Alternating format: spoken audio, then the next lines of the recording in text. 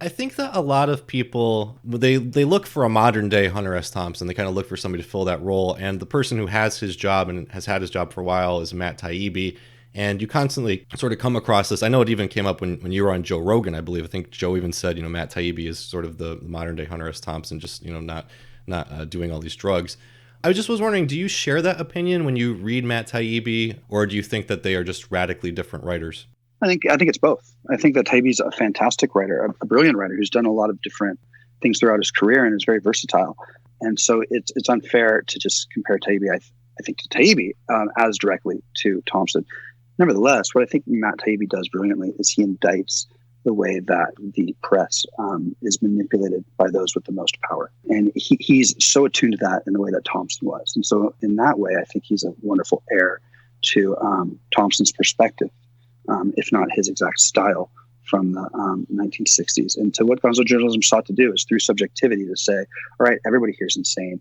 Just come with me and my perspective for a little bit longer, and we'll be able to look at how people that are supposed to be objective, like the mainstream media, are actually being manipulated by those in power or are making terrible decisions because they want ratings or they want money. And I think Taibbi does a great job of that, and probably the best out of anyone right now. I think there's essayists like Masha Gessen from The New Yorker, who she used to cover Putin's regime when she was living in Russia, where she's from.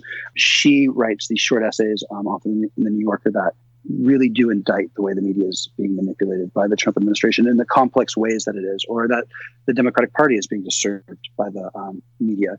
And her criticism of that, she doesn't do it in the same way Thompson did. She's more of an essayist. She's not participating or dramatizing the events. Still, her perspective is very similar. And finally, I think Michelle Wolf, the comedian, who is a lesser known example, but she at the White House Correspondents' Dinner just savaged the way that the correspondents think they can be best friends with everybody in the administration and then write about the administration's moral failures and the people that are dying because of the administration's policies.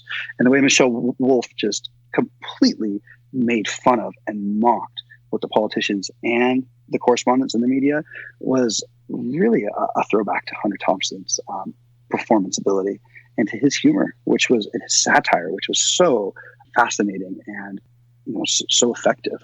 And so I think it's a combination of all that. You can't repeat style. Anybody that tries to sound like Hunter Thompson will end up sounding like Hunter Thompson. They're not themselves. They won't. It won't be the best writing. And that's the same if somebody tries to sound like Nabokov, somebody tries to sound like Faulkner, or somebody tries to sound like Susan Sontag, or somebody tries to sound like John Didion. You're going to be inauthentic.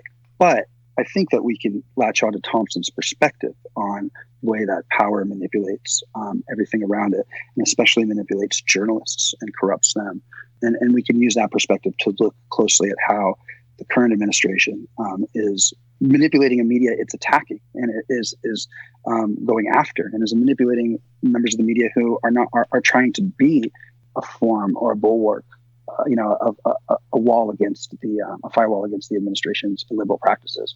Nevertheless, because of the nature of a newspaper company, of a major media conglomerate, that manipulation is taking place and is changing the course of America as a result. So the more writers that we have espousing that perspective, which to me was so much a part of Thompson's perspective, it's a perspective that Taibbi brilliantly articulates. That's important.